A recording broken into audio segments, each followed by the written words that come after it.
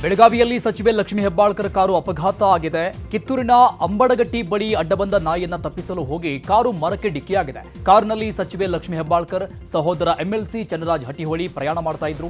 ಬೆಳಗ್ಗೆ 6 ಗಂಟೆ ಸುಮಾರಿಗೆ ಅಪಘಾತ ಆಗಿದೆ. ಇಬ್ಬರನ್ನೂ ಕೂಡಲೇ ಬೆಳಗಾವಿಯ ಖಾಸಗಿ ಆಸ್ಪತ್ರೆಗೆ ದಾಖಲು ಮಾಡಲಾಯಿತು. ಚಿಕಿತ್ಸೆ ನೀಡುತ್ತಾ ಇರುವ ವೈದ್ಯರು ಚನ್ನರಾಜ್ ಹಟ್ಟಿಹೊಳಿ ಅವರನ್ನ ಡಿಸ್ಚಾರ್ಜ್ ಮಾಡಿದ್ದಾರೆ. ಆದರೆ ಲಕ್ಷ್ಮೀ ಹೆಬ್ಬಾಳ್ಕರ್ ಬೆನ್ನು ಹಾಗೂ ಕುತ್ತಿಗೆಗೆ ಗಾಯಗಳಾಗಿದ್ದು 2 ದಿನ ಚಿಕಿತ್ಸೆ ನೀಡಲು ನಿರ್ಧರಿಸಿದ್ದಾರೆ. ಬಳಿಕ 1 ತಿಂಗಳು ವಿಶ್ರಾಂತಿಗೆ ಸೂಚನೆ ಕೊಟ್ಟಿದ್ದಾರೆ. ಇನ್ನು ಅಪಘಾತದ ಸುದ್ದಿ ತಿಳಿತಾ ಇದ್ದಂತೆ ಲಕ್ಷ್ಮೀ ಹೆಬ್ಬಾಳ್ಕರ್ ಪತಿ ರವೀಂದ್ರ ಹೆಬ್ಬಾಳ್ಕರ್ ಆಸ್ಪತ್ರೆಗೆ ದೌಡಾಯಿಸಿ ಪತ್ನಿಯ ಆರೋಗ್ಯ ವಿಚಾರಿಸಿದ್ರು.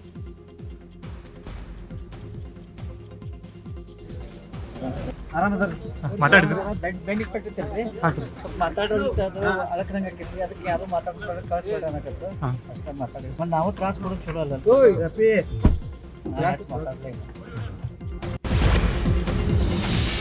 ಲಕ್ಷ್ಮೀ ಹೆಬ್ಬಾಳ್ಕರ್ಗೆ ಸಂಬಂಧಪಟ್ಟಂತೆ ಜ್ಯೋತಿಷಿಯೊಬ್ಬರು ಮೊದಲೇ ಭವಿಷ್ಯ ನುಡಿದಿದ್ರಂತೆ. ಡಿಸ್ಚಾರ್ಜ್ ಬಳಿಕ ಮಾತನಾಡಿದ ಎಂಎಲ್ಸಿ ಚನ್ನರಾಜ್ ಹಟ್ಟಿಹೊಳಿ, ಸಂಕ್ರಾಂತಿ ಹಿಂದೆ ಮುಂದೆ ಎಚ್ಚರಿಕೆ ವಹಿಸುವುದಕ್ಕೆ ಜ್ಯೋತಿಷಿಯೊಬ್ಬರು ಸೂಚನೆಯನ್ನ ಕೊಟ್ಟಿದ್ರು. ಆದರೆ ನಾವು ಎಚ್ಚರಿಕೆ ವಹಿಸದಿದ್ದಕ್ಕೆ ಅಪಘಾತವಾಗಿದೆ ಅಂತ ಹೇಳಿದ್ದಾರೆ. ಅಲ್ಲದೆ ತಡವಾಗಿ ನಾವು ಹೊರಟಿದ್ರಿಂದ ಬೆಂಗಾವಲು ವಾಹನಕ್ಕೆ ಮಾಹಿತಿ ಕೊಟ್ಟಿರಲಿಲ್ಲ ಅಂತ ಹೇಳಿದ್ರು.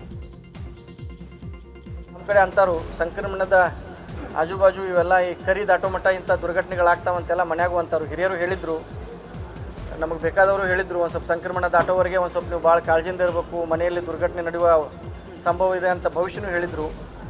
ಆದರೂ ಕೂಡ ಈ ಒಂದು ಅಚಾತುರ್ಯ ನಮ್ಮಿಂದನೇ ಜರುಗಿದೆ. ಈಗ ನಮ್ಮಿಂದನೇ ಜರುಗಿದೆ. ಅದು ಆಗಬಾರ್ದಾಗಿತ್ತು, ಈ ಘಟನೆ ಒಂದು ಆಗಬಾರ್ದಾಗಿತ್ತು. ಅಪಘಾತ ನಡೆದ ತಕ್ಷಣವೇ ಲಕ್ಷ್ಮೀ ಹೆಬ್ಬಾಳ್ಕರ್ ಅವರನ್ನ ಖಾಸಗಿ ಆಸ್ಪತ್ರೆಗೆ ದಾಖಲು ಮಾಡಲಾಯಿತು. ಈ ವೇಳೆ ಸುದ್ದಿ ತಿಳಿದ ಲಕ್ಷ್ಮೀ ಹೆಬ್ಬಾಳ್ಕರ್ ಬೆಂಬಲಿಗರು ಆಸ್ಪತ್ರೆ ಬಳಿ ಜಮಾಯಿಸಿದ್ರು. ಈ ವೇಳೆ ಮಾತನಾಡಿದ ಲಕ್ಷ್ಮೀ ಹೆಬ್ಬಾಳ್ಕರ್, ತಮ್ಮ ನೋವಿನ ಮಧ್ಯೆಯೂ ನನಗೇನೂ ಆಗಿಲ್ಲ, ಭಯ ಬೇಡ ಅಂತ ಹೇಳಿದ್ರು. ಇನ್ನು ಸಚಿವೆ ಲಕ್ಷ್ಮೀ ಹೆಬ್ಬಾಳ್ಕರ್ ಆರೋಗ್ಯದ ಬಗ್ಗೆ ವೈದ್ಯ ಡಾಕ್ಟರ್ ರವಿ ಪಾಟೀಲ್ ಮಾಹಿತಿ ಕೊಟ್ಟಿದ್ದಾರೆ. ಬೆನ್ನಿನ L1, L4 ಮೂಳೆಗಳು ಫ್ರಾಕ್ಚರ್ ಆಗಿದೆ. ನರರೋಗ ತಜ್ಞರಿಂದ ಹೆಬ್ಬಾಳ್ಕರ್ಗೆ ಚಿಕಿತ್ಸೆ ಮುಂದುವರೆದಿದೆ ಅಂತ ತಿಳಿಸಿದ್ರು. ಬಂದಾಗ ಮೇಡಮ್ಗೆ ಕತ್ತಿಗೆ ಮತ್ತು ಬೆನ್ನಿಗೆ ಪೆಟ್ಟಾಗಿತ್ತು. ನಮ್ಮಲ್ಲಿ L1 ಮತ್ತು L4 ಕಾಂಪ್ರೆಷನ್ ಫ್ರಾಕ್ಚರ್ ಇದೆ. ಕುತ್ತಿಗೆಯಲ್ಲಿ ಮತ್ತು C4, C5 ಸ್ವಲ್ಪ ಸಬ್ಲಕ್ಸೇಷನ್ ಇದೆ. ಅದಕ್ಕೆ ಮೇಡಮ್ ಟ್ರೀಟ್ಮೆಂಟ್ ನಾವು ಕೊಡ್ತಾ ಇದ್ದೀವಿ. ಚನ್ನರಾಜ್ ಹಟ್ಟಿಯವರೆಗೂ CT ಸ್ಕ್ಯಾನ್ ಮಾಡಿದ್ವಿ. ಅವ್ರ ಮೆದುಳಿಗೆ ಬಾವು ಬಂದಿದೆ. ಅಂಥ ಸ್ಥಿತಿಯೊಳಗೆ ಏನಿಲ್ಲ, ಎಲ್ಲರೂ ರಿಕವರಿ ಆಗ್ತಾ ಇದ್ದಾರೆ ಮತ್ತು ಅಂತ ಹೆದರುವಂಥ ಏನು ಕಂಡೀಷನ್ ಇಲ್ಲ. ಬೆನ್ನೊಳಗೆ ಎಲ್ಗಳು ಕಾಂಪ್ರೆಷನ್ ಆಗಿದೆ. ಮೇಡಮ್ಗೆ 1 ಮಂತ್ ರೆಸ್ಟ್ ಕೊಡ್ಬೇಕಾಗ್ತೈತಿ. ಇಲ್ಲ ಆಪ್ರೇಷನ್ ಅದೇನು ಬೇಕಾಗಿಲ್ಲ. ಮೇಡಮ್ 1 ಮಂತ್ ರೆಸ್ಟ್ ತೊಗೋಬೇಕಾಗ್ತೈತಿ. ಚನ್ನರಾಜ್ ಅವರು ಒಂದು 8 ಡೇಸ್ ರೆಸ್ಟ್ ತೊಗೋಬೇಕಾಗ್ತೈತಿ. ಬಂದಾಗ ಮೇಡಮ್ಗೆ ಕತ್ತಿಗೆ ಮತ್ತು ಇನ್ನು ಗೃಹ ಸಚಿವ ಪರಮೇಶ್ವರ್ ಈ ಘಟನೆ ಕುರಿತಂತೆ ಮಾತನಾಡಿದ್ರು. ಬೆಳಗಿನ ಜಾವ ಅಪಘಾತ ಆಗಿದೆ. ಲಾರಿ ತಪ್ಪಿಸಲು ಹೋಗಿ ಅಪಘಾತ ನಡೆದಿದೆ. ಅವರ ತಮ್ಮನ ಜೊತೆ ಮಾತಾಡಿ ಆರೋಗ್ಯ ವಿಚಾರಿಸಿದ್ದೇನೆ ಅಂತ ತಿಳಿಸಿದರು. ಬೆಳಗಿನ ಜಾವ ಆಗಿದೆ. ಅದು ಒಂದು ಲಾರಿ ಅವಾಯ್ಡ್ ಮಾಡೋದಕ್ಕೆ ಹೋಗಿ ಮರಕ್ಕೆ ಹೊಡೆದಿದ್ದಾರೆ. ಕಾರು ತುಂಬ ಜಖಮ್ ಆಗಿದೆ. ಅವರಿಗೆ ಸ್ವಲ್ಪ ಸಣ್ಣ ಪುಟ್ಟ ಗಾಯಗಳಾಗಿದ್ದಾವೆ ಅಂತ ಕೇಳಿದೆ. ನಾನು ಅವರ ತಮ್ಮ ಫೋನ್ನಲ್ಲಿ ಮಾತಾಡಿದೆ. ಸೀರಿಯಸ್ ಆಗಿ ಇಂಜುರೀಸ್ ಏನಾಗಿಲ್ಲ. ಅವರು ಸ್ವಲ್ಪ ಡಿಸ್ಟರ್ಬ್ ಇದ್ದಾರೆ ಅಂತ ಹೇಳಿ ಆಸ್ಪತ್ರೆಯಲ್ಲಿದ್ದಾರೆ. ಅವ್ರಿಗೆ ಮಾತಾಡೋಕ್ಕಾಗಲಿಲ್ಲ. ಅವ್ರ ತಮ್ಮನಿಗೆ ಮಾತಾಡಿದೆ. ಎಸ್ಕಾರ್ಟ್ ಜೊತೆಗಿದ್ರೂ ಅಪಘಾತ ಸಂಭವಿಸಿದ್ದು ಅನುಮಾನಕ್ಕೆ ಎಡೆ ಮಾಡಿಕೊಟ್ಟಿದೆ. ಹೆಸರಿಗಷ್ಟೇ ಸಚಿವರ ಜೊತೆ ಎಸ್ಕಾರ್ಟ್ ವಾಹನವಿತ್ತ ಅನ್ನೋ ಅನುಮಾನ ಮೂಡ್ತಾ ಇದೆ. ಸಚಿವರ ಕಾರಿನ ಮುಂದೆ ಎಸ್ಕಾರ್ಟ್ ವಾಹನ ಇರಬೇಕಾಗಿತ್ತು, ಆದರೆ ಸಚಿವರ ಕಾರಿನ ಮುಂದೆ ಕ್ಯಾಂಟರ್ ಲಾರಿ ಇತ್ತು ಅಂತ ಎಸ್ಪಿ ಭೀಮಾಶಂಕರ್ ಗುಳೇದ್ ಹೇಳಿದ್ದಾರೆ. ಸಚಿವೆ ಕಾರು ಮತ್ತು ಎಸ್ಕಾರ್ಟ್ ನಡುವೆ ಕ್ಯಾಂಟರ್ ಲಾರಿಯನ್ನ ಬೆಂಗಾವಲು ಪಡೆ ಬಿಟ್ಟಿದ್ದೇಕೆ ಅನ್ನೋ ಅನುಮಾನ ಮೂಡ್ತಾ ಇದೆ. ಸಚಿವೆ ಲಕ್ಷ್ಮೀ ಹೆಬ್ಬಾಳ್ಕರ್ ಕಾರು ಅಪಘಾತ ಪ್ರಕರಣಕ್ಕೆ ಸಂಬಂಧಪಟ್ಟಂಗೆ ಕಾರು ಚಾಲಕನ ಜಿ ಶಿವಪ್ರಸಾದ್ ವಿರುದ್ಧ ಎಫ್ಐಆರ್ ದಾಖಲಾಗಿದೆ. ಹೆಬ್ಬಾಳ್ಕರ್ ಅಂಗರಕ್ಷಕ ಈರಪ್ಪ ಹುಣಶಿಕಟ್ಟಿ ದೂರಿನ ಆಧಾರದಲ್ಲಿ ಕಿತ್ತೂರು ಠಾಣೆ ಪೊಲೀಸರು ಪ್ರಕರಣ ದಾಖಲು ಮಾಡಿಕೊಂಡಿದ್ದಾರೆ. 281, 125A, 125B ಅಡಿಯಲ್ಲಿ ಪ್ರಕರಣ ದಾಖಲಿಸಲಾಗಿದೆ. ರಾಜಕೀಯ ಸುದ್ದಿಗಳನ್ನು ನೋಡ್ತಾ ಹೋಗೋಣ. ಚಾಮರಾಜಪೇಟೆಯಲ್ಲಿ ಹಸುಗಳ ಕೆಚ್ಚಲು ಕುಯ್ದ ಪ್ರಕರಣಕ್ಕೆ ಭಾರೀ ರಾಜಕೀಯ ಸ್ವರೂಪ ಪಡೆದುಕೊಂಡಿದೆ. ಅದು ಕೃತ್ಯ ಖಂಡಿಸಿ ಇವತ್ತು ಘಟನಾ ಸ್ಥಳದಲ್ಲಿ ಬಿಜೆಪಿಯವರು ಸಂಕ್ರಾಂತಿ ಹಬ್ಬ ಆಚರಣೆ ನಡೆಸಿದರು. ಬಿಜೆಪಿ ರಾಜ್ಯಾಧ್ಯಕ್ಷ ಬಿವೈ ವಿಜಯೇಂದ್ರ, ಪ್ರತಿಪಕ್ಷ ನಾಯಕ ಆರ್ ಅಶೋಕ್, ಸಂಸದ ಪಿಸಿ ಮೋಹನ್, ಬಿಜೆಪಿ ನಾಯಕ ಭಾಸ್ಕರ್ ರಾವ್ ಸ್ಥಳಕ್ಕೆ ಆಗಮಿಸಿ ಗೋಪೂಜೆ ನೆರವೇರಿಸಿ ಸಂಕ್ರಾಂತಿ ಆಚರಿಸಿದರು. ಬಳಿಕ ಮಾತನಾಡಿದ ಬಿಜೆಪಿ ನಾಯಕರು ಸರ್ಕಾರದ ವಿರುದ್ಧ ಕಿಡಿಕಾರಿದ್ರು. ಪೂಜೆ ಮಾಡ್ತಕ್ಕಂಥ ಈ ನಾಡು, ಈ ದೇಶದಲ್ಲಿ ಈ ರೀತಿ ದುರ್ಘಟನೆ ನಡೆದಿರ್ತಕ್ಕಂಥದ್ದು ಅಕ್ಷಮ್ಯ ಅಪರಾಧ. ಈ ಕಾಂಗ್ರೆಸ್ ಸರ್ಕಾರ ಬಂದಾಗಿನಿಂದ ಸಿದ್ದರಾಮಯ್ಯನವರು ಮುಖ್ಯಮಂತ್ರಿ ಆದಮೇಲೆ ಗೋ ರಕ್ಷಣೆನೂ ಕೂಡ ಆಗ್ತಾ ಇಲ್ಲ. ಈ ಮಟ್ಟಕ್ಕೆ ಹೊತ್ತು ಬಂದಿದೆ ಅಂತ ಹೇಳಿದ್ರೆ ಈ ಸರ್ಕಾರದ ಧೋರಣೆನೇ ಕಾರಣ ಅನ್ನೋದನ್ನ ಸ್ಪಷ್ಟವಾಗಿ ಈ ಸಂದರ್ಭದಲ್ಲಿ ಹೇಳೋದಕ್ಕೆ ಇಷ್ಟಪಡ್ತೇನೆ. ಇಷ್ಟು ಮಾತ್ರ ಹೇಳ್ತೇನೆ, ಮೊನ್ನೆ ಚಾಮರಾಜಪೇಟೆಯಲ್ಲಿ ನಡೆದಿರ್ತಕ್ಕಂಥ ಈ ಘಟನೆ ಖಂಡಿತ ಸಿದ್ದರಾಮಯ್ಯನವ್ರಿಗೂ ಒಳ್ಳೇದು ಮಾಡೋದಿಲ್ಲ, ಈ ಕಾಂಗ್ರೆಸ್ ಸರ್ಕಾರಕ್ಕೂ ಕೂಡ ಒಳ್ಳೇದು ಮಾಡೋದಿಲ್ಲ. ಅಷ್ಟು ಮಾತ್ರ ಸತ್ಯ. ಇವರ ಪಾಪದ ಕೂಡ ತುಂಬಿದೆ. ಇವರು ಎಲ್ಲಾರನ್ನೂ ಈ ತರಹದ ಜನಗಳನ್ನ ರಕ್ಷಣೆ ಮಾಡ್ತಾ ಇದ್ದಾರೆ. ನಿನ್ನೆ ರಾತ್ರಿ 10:30-11 ಗಂಟೆ ಅಷ್ಟೊತ್ತಿಗೆ ಕಾಂಗ್ರೆಸ್ಸಿನ ನಾಯಕರುಗಳು ಬಂದು ಕರುಣಾ ಮೇಲೆ ಒತ್ತಡ ಹಾಕ್ತಾ ಇದ್ದಾರೆ, ನೀನು ಹಸುಗಳನ್ನ ತಗೊಳ್ಳೇಬೇಕು ನಮ್ಮ ಹತ್ರ ಅಂತೇಳಿ. ಇದಕ್ಕೆ ಸಪೋರ್ಟ್ ಆಗಿ ಪೊಲೀಸ್ ಅವ್ರು ಬಂದು ನಿಂತ್ಕೋತಾರೆ ಇಲ್ಲಿ, ನೀನು ಹಸುಗಳು ಯಾಕೆ ಇಸ್ಕೋತಾ ಇಲ್ಲ ಅಂತ ಹೇಳ್ಬಿಟ್ಟು. ಯಾಕೆ ಅಂತ ಹೇಳಿದ್ರೆ ನಮಗೆ ಗೋಮಾತೆ ಅಂತ ಹೇಳಿದ್ರೆ ನಮ್ಮ ತಾಯಿಯ ಸಮಾನ. ಯಾಕೆ ಅಂತ ಹೇಳಿದ್ರೆ ಒಂದು ಸತಿ ಯಾರನ್ನ ಒಂದು ಮಗುವಿಗೆ ತಾಯಿ ತೀರ್ಕೊಂಡ್ರೆ ಆ ಮಗುವಿಗೆ ಕೊಡೋವಂಥದ್ದು ನಾವು ಕೊಡೋದು ಹಸುವಿನ ಹಾಲು ಅಂತ ಹೇಳಿದ್ರೆ, ಹಸು ಅಂತ ಹೇಳಿದ್ರೆ ನಮಗೆ ತಾಯಿ ಸಮಾನ. ನಾವು ಹಿಂದೂಗಳಿದ್ದೀವಿ, ನಾವು ಹಸುಗಳು ಒಂದಲ್ಲ 1000 ಹಸುಗಳನ್ನ ಕೊಡಿಸ್ತೀವಿ. ನಮಗೆ ಬೇಕಾಗಿರುವಂಥದ್ದು ಆಗಿರುವಂಥ ಹಸುಗಳಿಗೆ ಇನ್ನು ಮುಂದಕ್ಕೆ ಆಗಬಾರ್ದು. ಇವಾಗ ಆಗಿರುವಂಥದ್ದಕ್ಕೆ ನಮಗೆ ಏನಕ್ಕೆ ಆಗಿದೆ, ಯಾರು ಈ ಕೃತ್ಯನ ಎಸಗಿದಾರೋ ಅವ್ರನ್ನ ಬಂಧಿಸಬೇಕು ತಕ್ಷಣ. ಗೂಂಡಾಗಿರಿ ಸರ್ಕಾರ, ಇಲ್ಲಿ ತಾಲಿಬಾನ್ ಸರ್ಕಾರ ಇರೋದು. ಸಿದ್ದರಾಮಯ್ಯನವರು ಈ ಓಲೈಕೆ ರಾಜಕಾರಣ ಓಲೈಕೆ ಮಾಡೋದು ನೋಡಿ. ಇಷ್ಟಾದ್ರೂ ಸಿದ್ದರಾಮಯ್ಯನ ಬಾಯಿನಲ್ಲಿ ಒಂದೇ ಒಂದು ವರ್ಡು, ತನಿಖೆ ಮಾಡ್ತೀರಿ, ಸೂಕ್ತ ಕ್ರಮ ತೆಗೆದುಕೊಳ್ತೀರಿ. ಬೇರೆ ಏನಾಗಿದ್ರೆ ಕೃತ್ಯದ ಹಿಂದೆ ಇರೋರನ್ನ ಯಾರಿದಾರೋ ಅವ್ರನ್ನ ಕ್ರಮ ತೆಗೆದುಕೊಳ್ತೀರಿ. ಚಾಮರಾಜಪೇಟೆಯಲ್ಲಿ ಹಸುವಿನ ಕೆಚ್ಚಲು ಕೊಯ್ದ ಪ್ರಕರಣ ವಿರೋಧಿಸಿ ರಾಜ್ಯದಾದ್ಯಂತ ಪ್ರತಿಭಟನೆಗಳು ಜೋರಾಗಿವೆ. ಈ ಘಟನೆ ಖಂಡಿಸಿ ಕಲಬುರಗಿಯ ಸರ್ದಾರ್ ವಲ್ಲಭಭಾಯಿ ಪಟೇಲ್ ವೃತ್ತದಲ್ಲಿ ಬಿಜೆಪಿ ಪ್ರತಿಭಟಿಸಿದೆ. ಗೋ ವಿರೋಧಿ ಕಾಂಗ್ರೆಸ್ ಸರ್ಕಾರಕ್ಕೆ ಧಿಕ್ಕಾರ ಅಂತ ಪ್ರತಿಭಟನಾಕಾರರು ಘೋಷಣೆ ಕೂಗಿ ಆಕ್ರೋಶ ವ್ಯಕ್ತಪಡಿಸಿದ್ದು, ಕೂಡಲೇ ಕಿಡಿಗೇಡಿಗಳನ್ನು ಬಂಧಿಸುವಂತೆ ಆಗ್ರಹಿಸಿದ್ದಾರೆ.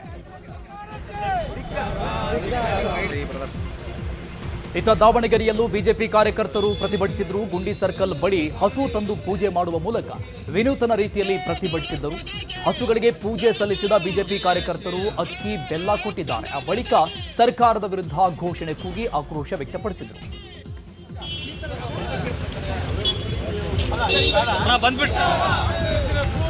ಇನ್ನು ಮೈಸೂರಲ್ಲಿ ಬಿಜೆಪಿ ನೇತೃತ್ವದ ಪ್ರತಿಭಟನೆ ತೀವ್ರ ಸ್ವರೂಪವನ್ನು ಪಡೆದುಕೊಂಡಿತ್ತು. ಪಶುಸಂಗೋಪನೆ ಸಚಿವ ಕೆ ವೆಂಕಟೇಶ್ ಮನೆಗೆ ಮುತ್ತಿಗೆ ಹಾಕಲು ಬಿಜೆಪಿ ಕಾರ್ಯಕರ್ತರು ಪ್ರಯತ್ನ ಪಟ್ಟರು. ಇನ್ನು ಮೈಸೂರಿನ ಶಾರದಾದೇವಿ ನಗರದಲ್ಲಿರುವ ಮನೆಗೆ ನುಗ್ಗಲು ಬಿಜೆಪಿ ಕಾರ್ಯಕರ್ತರು ಯತ್ನಿಸಿದ್ರು.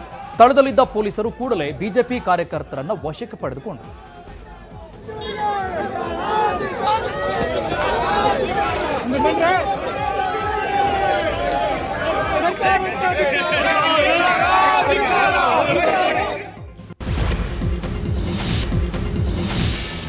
ಕಾಂಗ್ರೆಸ್ನಲ್ಲಿ ಬೆಳಗಾವಿ ರಾಜಕಾರಣ ವಿಚಾರ ತಾರಕಕ್ಕೇರಿದೆ. ಡಿಕೆಶಿ ವಿರುದ್ಧ ಸಚಿವ ಸತೀಶ್ ಜಾರಕಿಹೊಳಿ ಸಿಡಿದೆದ್ದಿದ್ದಾರೆ.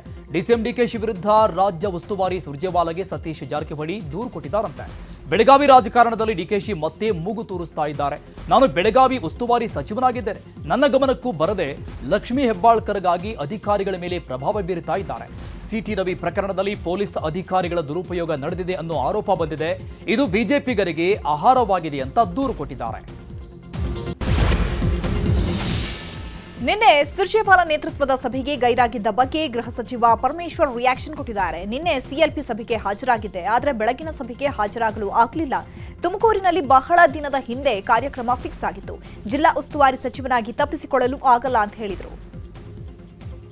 ಈಗಿನ ಕಾರ್ಯಕ್ರಮಕ್ಕೆ ನಾನು ಹೋಗೋಕ್ಕಾಗಲಿಲ್ಲ, ಯಾಕೆಂದರೆ ನನಗೆ ತುಮಕೂರಲ್ಲಿ ರಾಜ್ಯ ಮಟ್ಟದ ಸಿರಿಧಾನ್ಯದ ಕಾರ್ಯಕ್ರಮ ಭಾಳ ಹಿಂದೆನೇ ಆಯೋಜನೆ ಮಾಡಿದರು.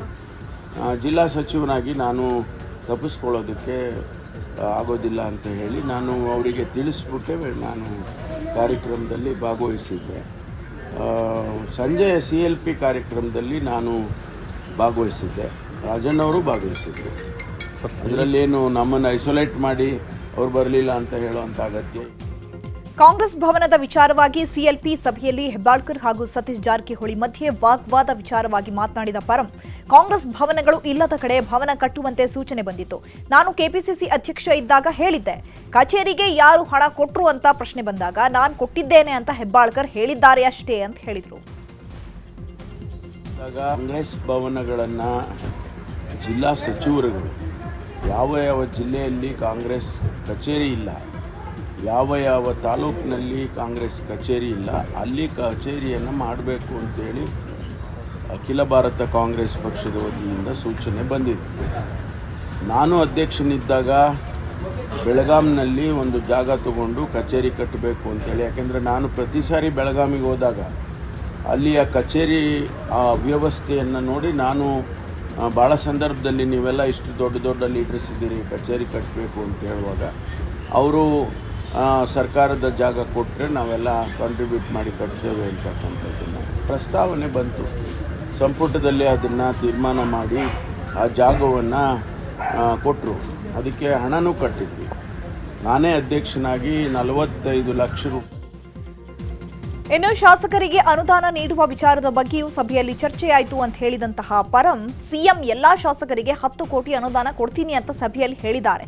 ವಿಪಕ್ಷದವರಿಗೂ ಅನುದಾನ ಕೊಡೋದಾಗಿ ಸಿಎಂ ಹೇಳಿದ್ದಾರೆ. ಸಮಗ್ರ ಅಭಿವೃದ್ಧಿಗೆ ಅನುದಾನ ಮುಖ್ಯ ಅಂತ ಹೇಳಿದರು.